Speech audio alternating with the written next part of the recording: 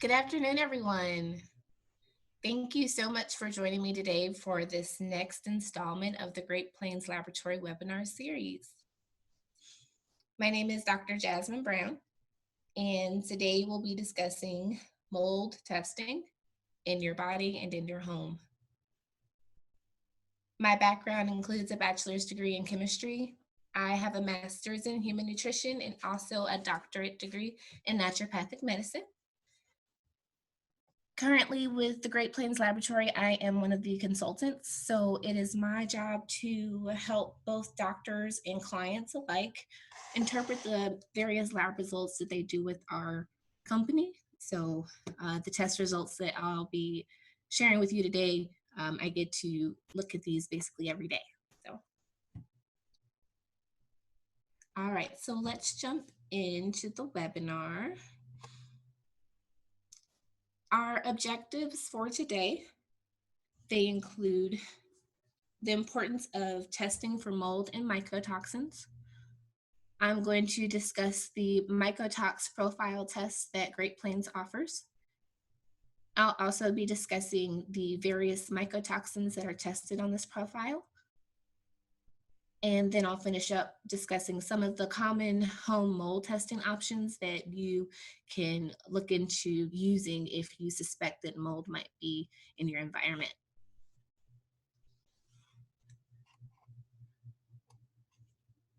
So why test for mold? Why is this such an important topic? Why are we even having a whole webinar in regards to mold and mold testing? Well, first we have to remember or understand that mold toxins are toxic substances that are produced by mold. So the mold toxin is actually different from the mold itself. Mold organisms and some yeast organisms, when they feel threatened, typically will excrete these various toxins that we'll discuss. It's kind of their defense mechanism, whether that be against other species of mold or bacteria, viruses, whatever, or that be from us as humans attacking them with different agents to clean mold or to defeat it in the body. These mold toxins, their structure typically will be either hydrophilic or water-loving, lipophilic or fat-loving, and or they can be what we call amphiphatic, meaning they have both a hydrophilic and lipophilic end. Because of this fat-loving nature of these mycotoxins, they often are stored in our fat cells and they're attracted to our fatty tissues. And one of our most fattiest systems in the body is actually our nervous system.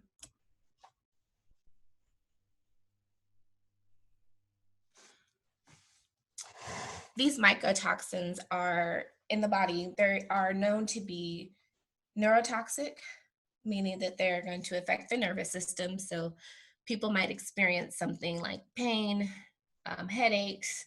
Some people will experience fatigue, memory issues, anything that could affect the nervous system. They are also immunosuppressant, meaning they reduce the body's immune system and function, leaving us more susceptible to different conditions, whether that be an infection or what have you. Also, they can be immune dysregulating. So, not only can they reduce the immune system's function, but they can stimulate it in a way that it shouldn't be stimulated. These are also toxic to the reproduction um, cycle in both women and men. They can be carcinogenic, hepatotoxic or toxic to the liver, nephrotoxic or toxic to the kidneys, and they can also cause just about anything you can think of. I have seen almost everything be associated with these mycotoxins. Something else that is characteristic of these toxins is that they can cross the blood-brain barrier. So they can affect our brain directly. They also cross the placenta and the breast milk. So an unborn fetus or a baby that is breastfeeding can be affected if mom is suffering from mycotoxin illness. These toxins, due to their nature, they're not bound. They can actually be reabsorbed in our GI tract. So we can literally excrete them out of our cells, put them into our colon so that they can be removed in the stool.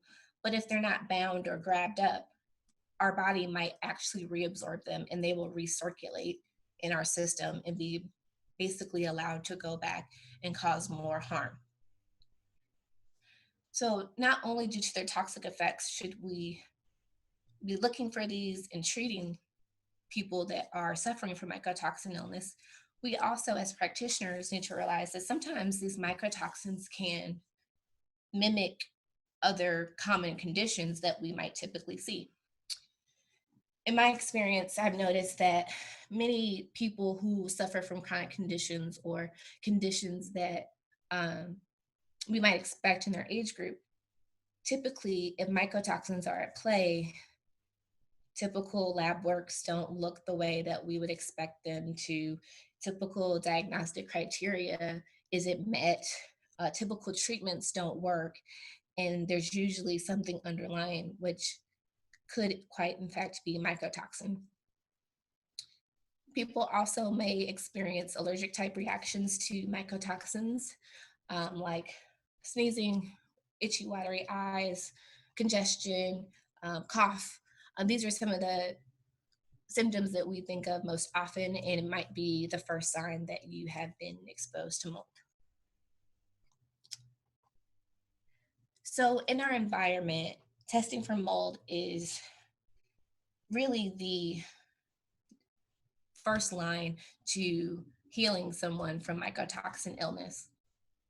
Because mold can be encountered through inhalation, ingestion, and direct exposure, it's imperative that we assess the environment for mold growth. There are multiple factors involved in mold exposure, including the home, the office, and especially for children, school. I always recommend starting with your home, typically because it's going to be a lot easier to test your home for mold than jumping through the hoops of testing at your office or in your child's school. So start at home. If that's been ruled out, then you can kind of take care of that before moving on to other areas of your life. Also, a common yet sometimes forgotten source is our cars. So there have been reports of AC units that become damp, and then of course it's dark in there, and mold can grow within the car. And then as you blow your AC unit, you're literally blowing mold spores and mycotoxins right into the air of the car. So typically, when it comes to testing for the car, I typically recommend test the home, test the office or school. And if you still haven't found it, but it still seems like you've been exposed, check your car. Also, individuals who note that their symptoms seem to be worse whenever they get in the car or they have long commutes, so they spend a good amount of time in their car. That's a really good indication that the car is probably somewhere you should check. Also, our food is commonly contaminated with molds and mycotoxins. The most commons are going to be grains, vine ripened fruits, coffee, and wine. So, this is definitely a source of exposure, the diet, especially if you eat a lot of these foods on a regular basis. Um, but we should always keep in mind that food is typically going to be more of a compounding factor rather than a um, solo factor, especially if a lot of mold toxin comes back positive.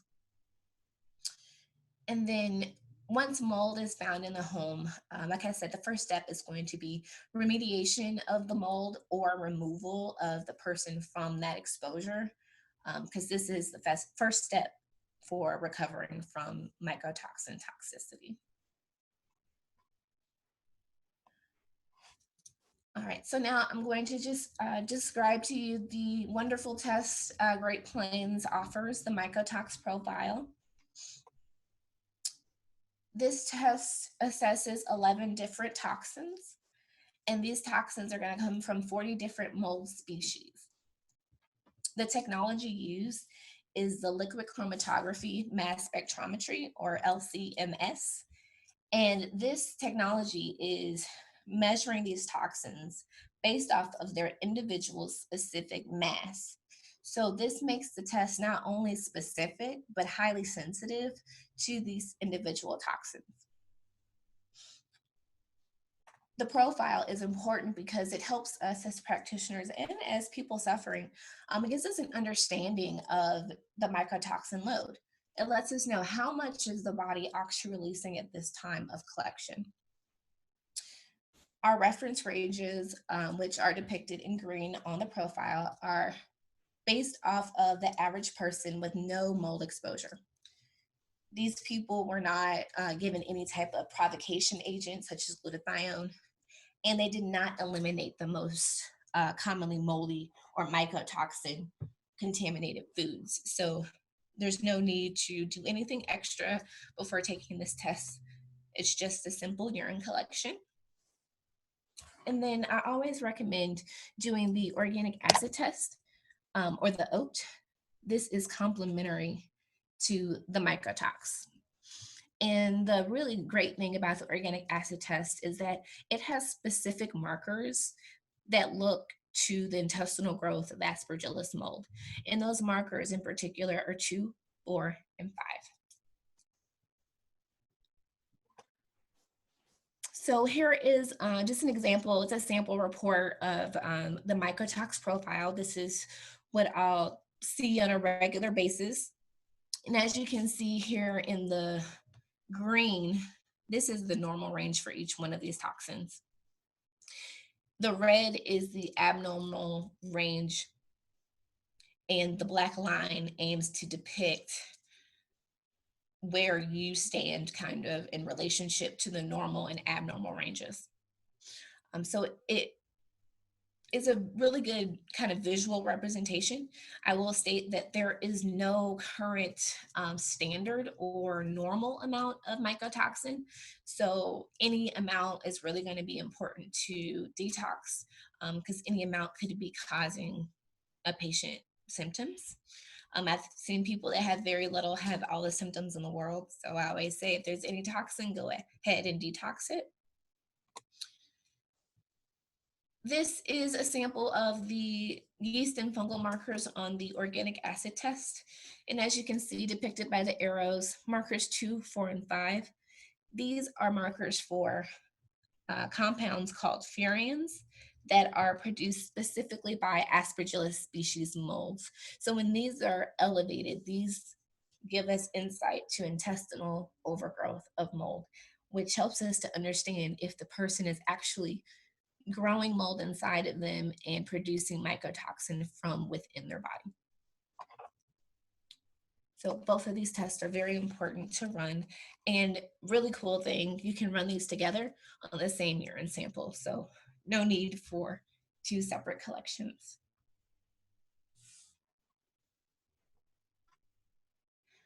All right, so now I'm just going to describe to you the various mycotoxins that this profile tests for and kind of where we typically find them and also what molds produce them.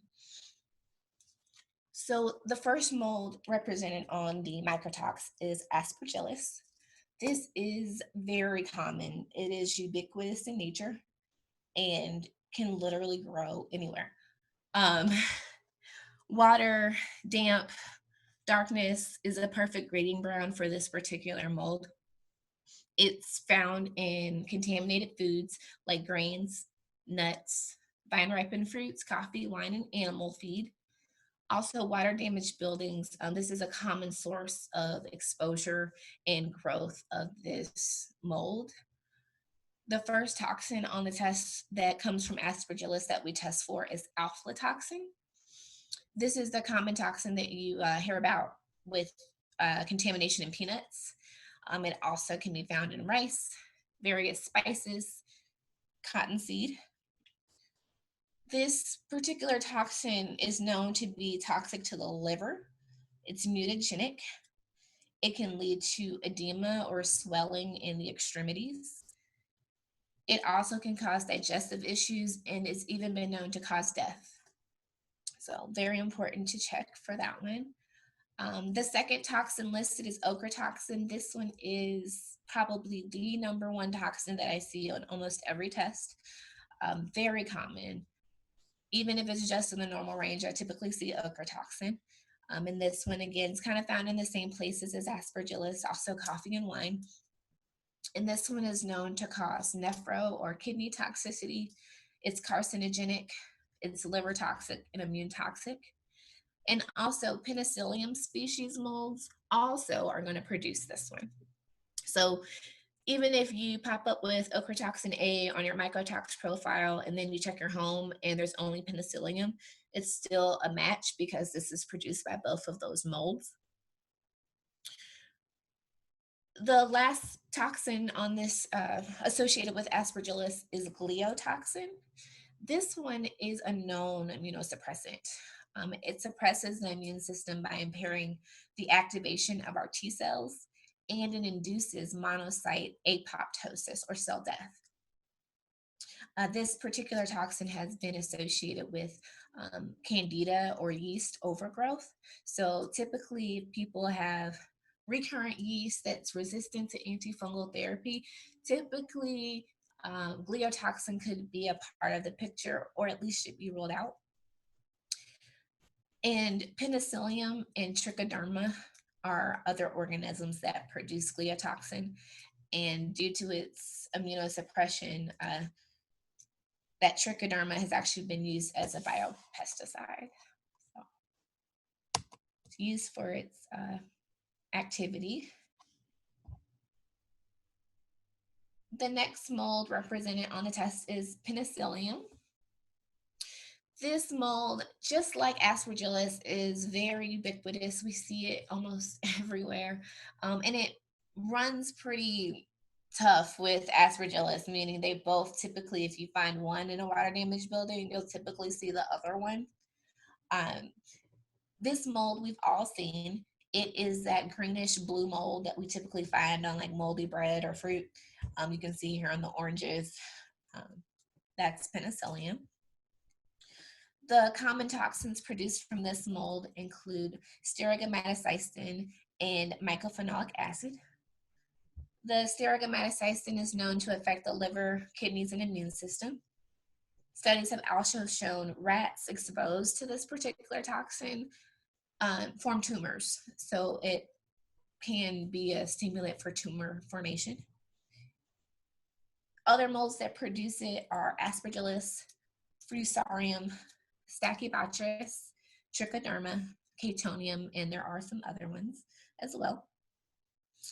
The mycophenolic acid, this one is a super interesting toxin because due to its immunosuppressant effects, they're so strong that it's actually used as a prescription drug. So the drugs Myfortic and Cellcept are used typically in transplant patients because it suppresses the immune system to a level where the new organ won't be seen as foreign in the body so that the recipient won't reject the donor organ. So often I'll see this particular toxin pretty high on reports in people taking the drug because it's really a derivative of this toxin. So pretty cool. It's also an ingredient of blue cheese. It's what gives it that characteristic blue color. So I would suggest avoiding blue cheese for a couple days before taking this test to get a more accurate result.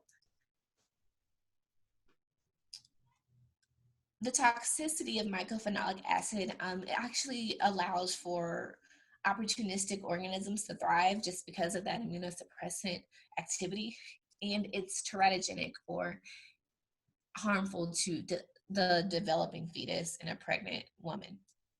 So this one is pretty active, and this one in particular is produced only by Penicillium species. So if you find this one and only this one, you're typically going to be looking for Penicillium. So the third mold on the profile is Stachybotrys or Stachy. This mold is commonly known as black mold. So if you ever hear someone say, oh, I've got that black mold, it's Stachy. This one in particular, it can contaminate foods, not typically though, as it needs kind of a constant moisture to grow. And it grows on materials with a high cellulose content. So things like paper, gypsum board, fiberboard, things that make up a building are going to be breeding grounds for Stachybotrys mold. The toxins produced by this particular mold are known as macrocyclic trichocytines. These are probably some of the worst toxins on the profile that you could have. So testing for them is super important because we don't want to leave those there knowing what they can do. So some of their common toxic effects include bone marrow suppression, GI distress, nervous system disorders, including like pain, headaches, tremors, memory loss, fatigue, insomnia, also changes in our cardiovascular system. It can also lead to decreased reproductive capacity, and it's toxic to our immune cells. The toxins that are the macrocyclic trichocytines are called Roridin E and Varicarin A. These are both tested for on the Mycotox profile. And they've actually been used as biological warfare agents. That's kind of how bad they are. But these toxins are that fat-loving lipophilic type of toxin. They cross the placenta very easily, and they disrupt protein synthesis and the production of RNA and DNA needed for our cells. For all of you that are familiar with the organic acid test or that wish to use it when testing for mycotoxins, we can also see inhibition of mitochondrial enzyme function. One in particular is succinate dehydrogenase. This enzyme, when inhibited by these toxins, causes an increase in succinic acid on the organic acid test. So a lot of times I'll see people have an increase in this particular marker, and we automatically think toxicity. And a lot of times with environmental history, mold is on the brain of something to check. These toxins also increase cell death. Direct exposure can lead to large vesicles and bullae on the skin. It can lead to endocrine or hormonal disruption, cardiovascular changes, immunosuppression, and these also can cause death. Other molds that produce these two are cylindrocarpon, dendrosium, yes, myrothecium, the species Roridum, and Varicaria. So a good amount of molds can produce the macrotrichocytines.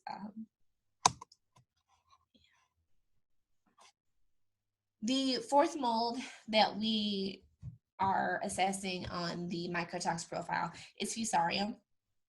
This particular mold and its mycotoxins commonly contaminate animal feeds, grains, and corn. And it typically needs some type of vegetation to grow. Just in reviewing a lot of these, most people that have these toxins, I'll notice, live near, like either they have a barn that they go into every now and again, or they'll live near a lot of like older trees that have mold. One time I can remember a person had a field of beautiful flowers that were growing mold, and that's where they were getting exposed to Fusarium. So typically that's what happens. They can grow in water damaged buildings as well. Not as common as some of the other ones we've discussed. But the common toxins that we test for are zearalenone, or known as Zea, and Nation B. The zearalenone, this one is actually the Zea part is Latin for corn. So this is the one that we typically see in corn products. So if you eat a lot of corn and you see this pop up on the mycotox, that might be a sign that you need to, just limit it in the diet. But its toxic effects include hepatotoxicity, hematoxicity, immune toxicity, and it's also genotoxic. And it's a reproductive toxin as it impairs the formation of the egg or the oocyte in female reproductive cycle. And it's very estrogenic, meaning it can stimulate estrogenic processes in the body, actually more than some of our naturopathic herbs that we use for their phytoestrogen properties. So it's more estrogenic than soy and clover. And it also has the effect on the immune system by causing atrophy to the thymus gland, and it alters splenic lymphocyte production and causes dysfunction in those cells. Ination B is known to contaminate cereal grains. This one can alter mitochondrial function. It can also inhibit osteoclastic bone resorption. It has some antibiotic properties, which can cause dysbiosis. Chronic exposure can lead to weight loss, fatigue, and even liver disease. So that's why we test for those mold toxins. The final mold in particular that is represented on this test is Catonium globosum. This one is typically going to be in a water damage building. Rarely are we going to be thinking food exposure when we see this one pop up. This is even one of those toxins or molds that when I see it, I am more concerned about a water damage building. I kind of automatically say, first things first, go check your environment. So it can give you a more of a direction and where to go next when you see this particular toxin pop up. And this one actually commonly grows around Stachybotrys. The mycotoxin represented by this mold is Catoglobosin A. There's also a C variety that's produced, but we test for the A type. This toxin is known to cause spleen and thymus tissue necrosis, so it kind of has some of the same effects as the zearalenone we just spoke about. It can cause degeneration of the spermatocytes and testicles, leading to male infertility, and also respiratory distress. So some of those respiratory symptoms that we talked about earlier, wheezing, coughing, chronic bronchitis, can be brought on by exposure to this mold and its mycotoxins. So our last mold toxin tested for is citrinin, and this one is expressed by multiple mold species. So on the profile results, you'll see at the bottom, it says multiple mold species and citrinin. This one is important and is included because it allows for us to have an idea about other molds that aren't specifically tested for on this profile. Because there are many mycotoxins, there are many molds, and if we were to test for all of them, there would be pages and pages of results. So citrinin is a great, what I like to call catch-all. And sometimes I'll only see this one elevated, and it's because the person was actually exposed to a mold that we weren't testing for. So it's really good in that way for us to not miss a mold exposure. So the molds that actually produce citrinin are Acremonium, Aspergillus, Exophylla, Fusarium, Mycotoxin, Penicillium, Phoma, a yeast called Rhodotorula, Stachybotrys, and Verticillium.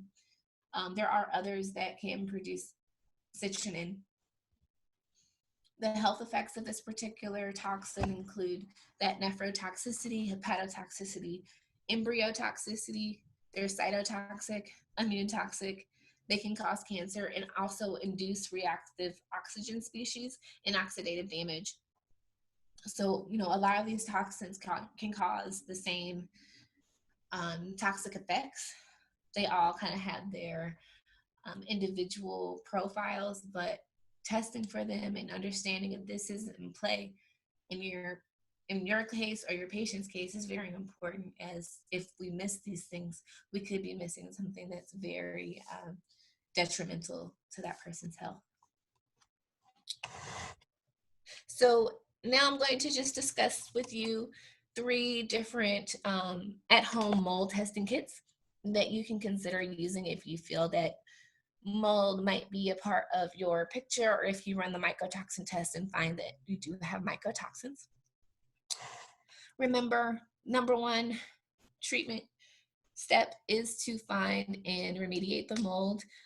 It's very important because we can't out detox an exposure. It's like you start detoxing and then you get exposed to what you just detox and more. So be sure that that is the first step. Also, check every room in the home. Even if one person in the home is being exposed or has more symptoms than someone else, doesn't mean that only their room or the room where they spend the most time is the only room affected.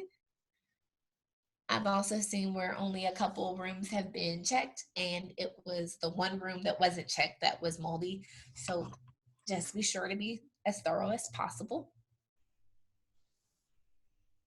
The home test kits that I'll discuss today include the ERMI, Immunolytics, Create Your Healthy Home.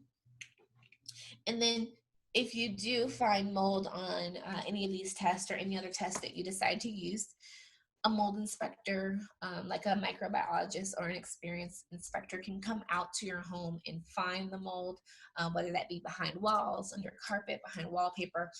They can really do a more thorough inspection of your space. All right, so the ERMI. ERMI stands for Environmental Relative Moldiness Index, and a lot of people have used this and found great results. It was developed by the EPA's Office of Research and Development as a research tool to actually investigate mold contamination in homes that were a part of the Housing and Urban Development, or HUD. And this was done in 2006. The testing of the mold sample is based on a mold-specific quantitative polymerase chain reaction, or the MSQ-PCR. And this aims to quantify and identify 36 molds and calculate this ERMI index number. And this index is actually a comparison to those 2006 HUD study homes, and it's more of a comparison to the reference homes. That's what the score is trying to depict. So the method of testing for this particular company is the dust collection.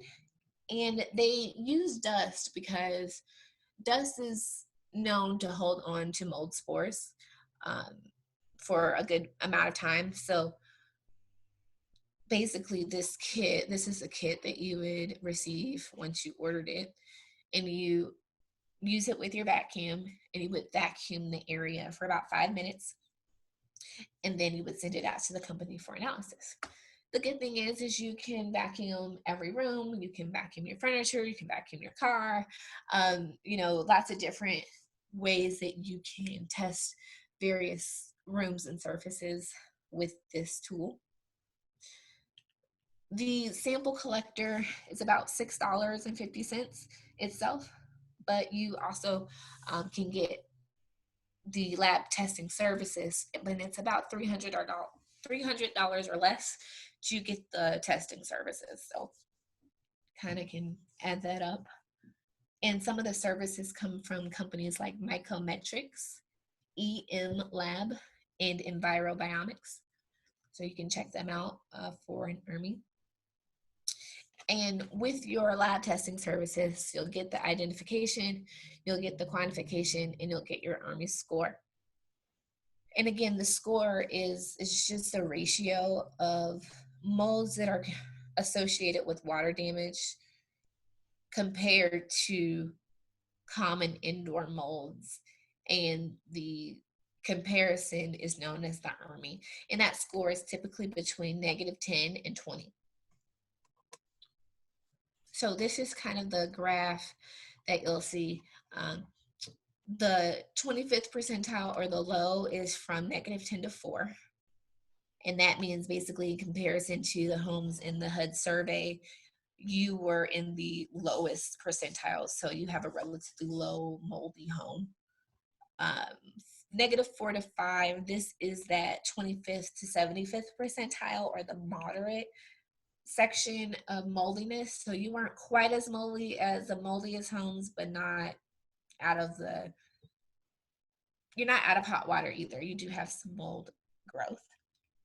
And then the 75th, or the high, this was the upper 25th percent of homes that tested for high potential risk of significant indoor mold growth. So if your score is 5 or above, you are definitely being exposed.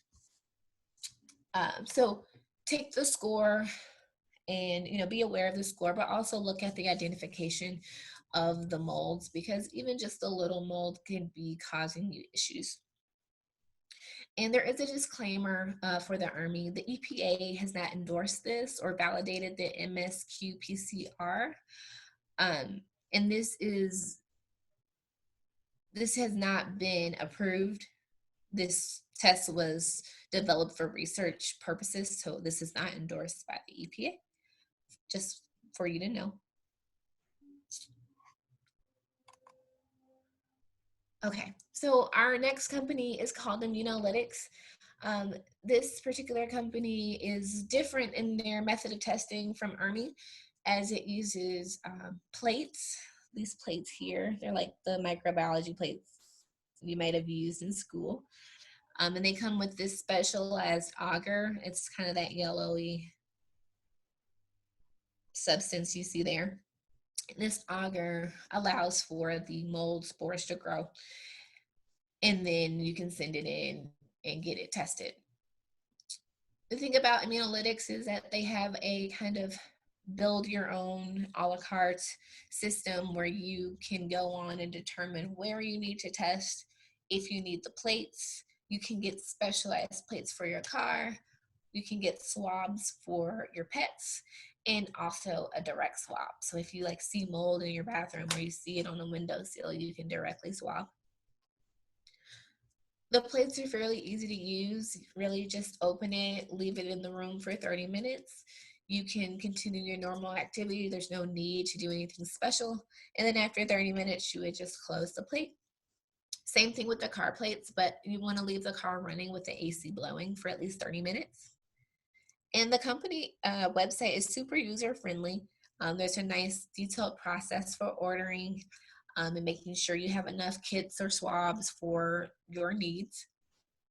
There's also guidelines that you can download for testing, and also they can help you with consults and their video for understanding your results, and also to kind of help you in restoring your environment if mold is found.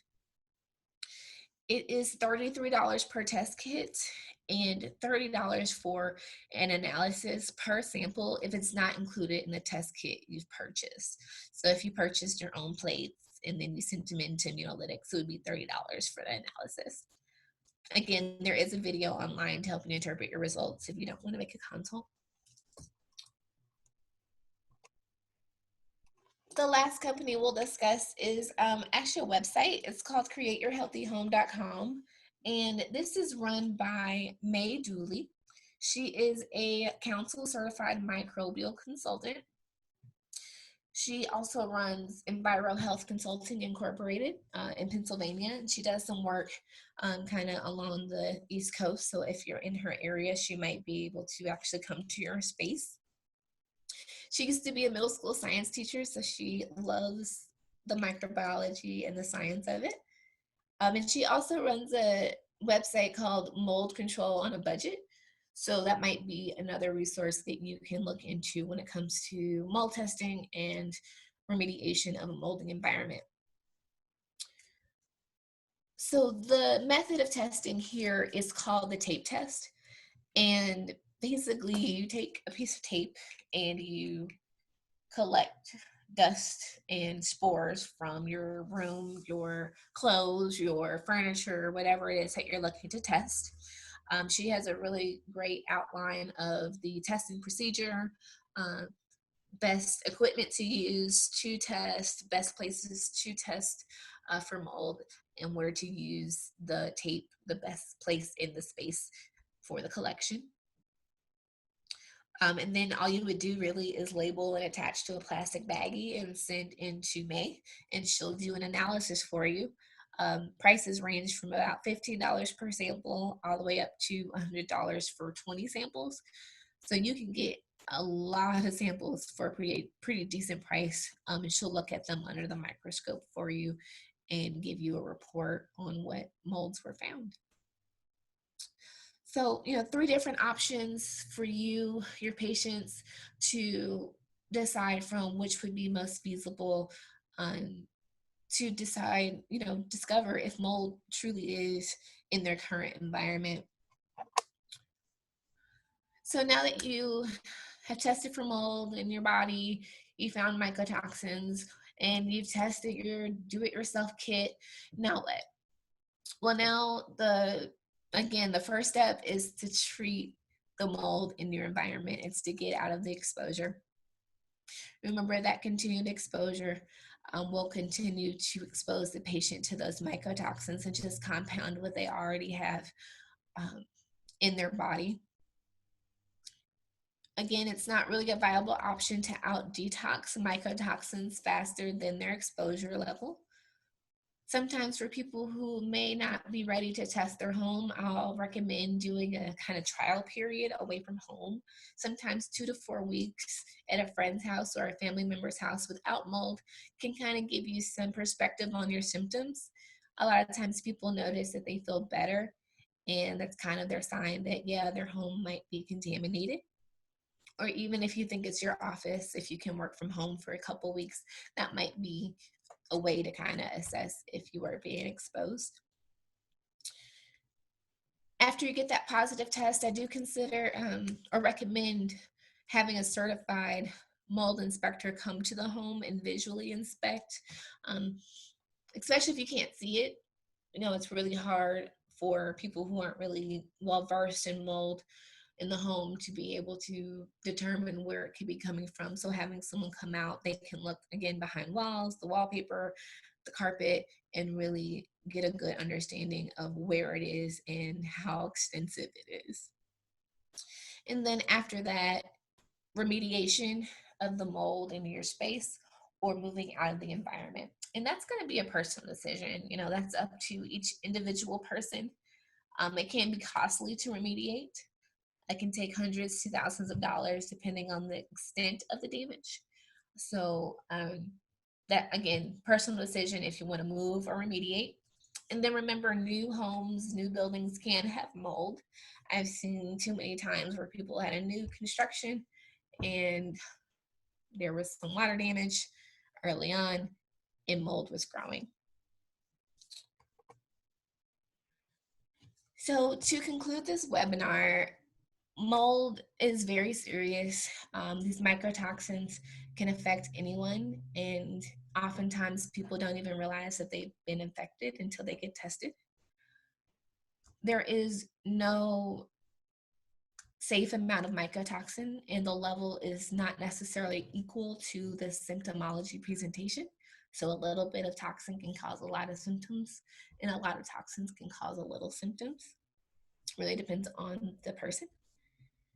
The Great Plains Mycotox Profile is so valuable in helping us understand someone's mold exposure level and toxic load.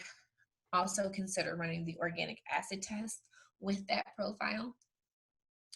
That profile is going to give you a really good idea of how many and how much of these different toxins that your client is exposed to. Always remember, inspection and remediation or removal from the source is the first step.